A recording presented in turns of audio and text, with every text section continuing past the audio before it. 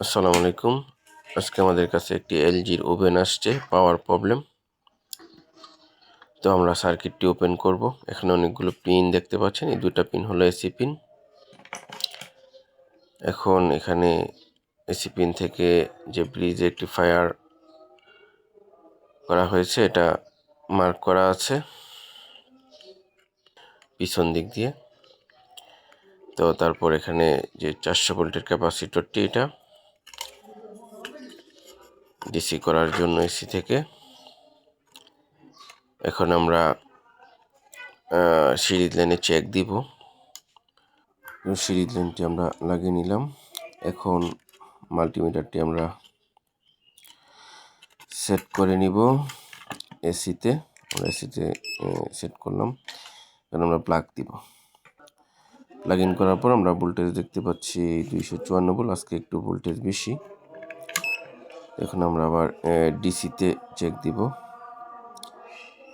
DC 350 voltage দেখাচ্ছে, 358 volt. এই তো আমাদের এখানে যে ইন্ডাক্টরটি আছে, ইন্ডাক্টরের পরে আমরা কোনো ভোল্টেজ পাচ্ছি না, তার মানে আমাদের ইন্ডাক্টরটি নষ্ট।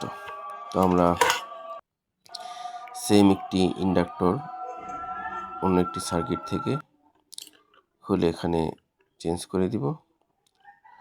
তো আমরা একটি ইন্ডাক্টর নিলাম, ইন্ডাক্টরটি এখন চেক দিব ইন্ডাক্টরটি ঠিক আছে কিনা। তো আমাদের ইন্ডাক্টরটি ঠিক আছে। তো আমরা যে ইন্ডাক্টরটি আছে আমরা খুলে ফেলব। খুলে আমাদের যে নতুন ইন্ডাক্টরটি ওটা আমরা এখানে লাগাবো। তো আমরা লাগালাম, সোল্ডারিং করে দিব। তো আমাদের সোল্ডারিং করা শেষ। এখন আমরা আবার সিরিজ লাইনে চেক দিব। এখন দেখব আমাদের পাওয়ারটি চলে আসছে, আলহামদুলিল্লাহ। তো বন্ধুরা, কত সহজেই আমরা সার্কিটটি রিপেয়ার করে ফেললাম এবং আপনাদেরকেও শিখালাম।